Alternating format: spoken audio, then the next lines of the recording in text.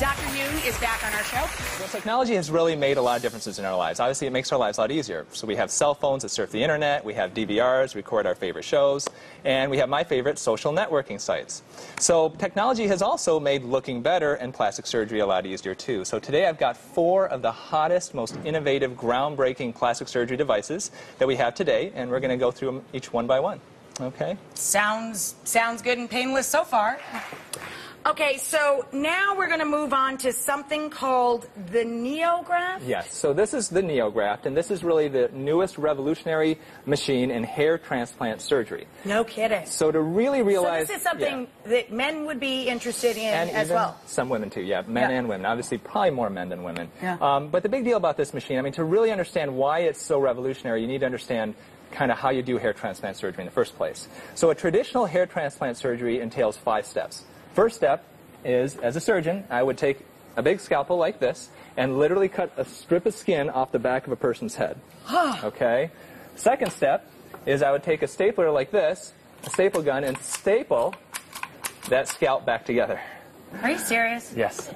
Third step is I have You just take a staple gun and staple the person's head like back Frankenstein-ish together. type of thing. The third step is we have a team of assistants that literally take that strip of hair and whittle it down, okay, into each individual hair follicle, thousands of hair follicles. So it's a team of assistants, and it's very tedious. Fourth step is what does that job pay, huh? I take a big needle. Cutting up hair. The fourth step is I take a big needle, and we take a look at the bald part that we're doing, and literally poke thousands of little holes into the bald area.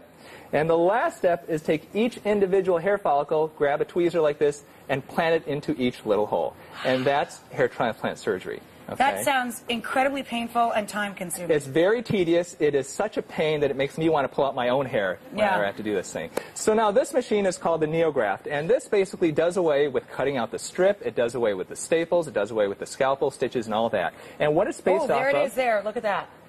And what this is based off of is a vacuum technology. And what we can do is use this machine to actually punch out the hair follicles and then actually reverse the vacuum and put the hair follicles back into the new location. And so it does away with all that. So it's like a vacuum. Exactly.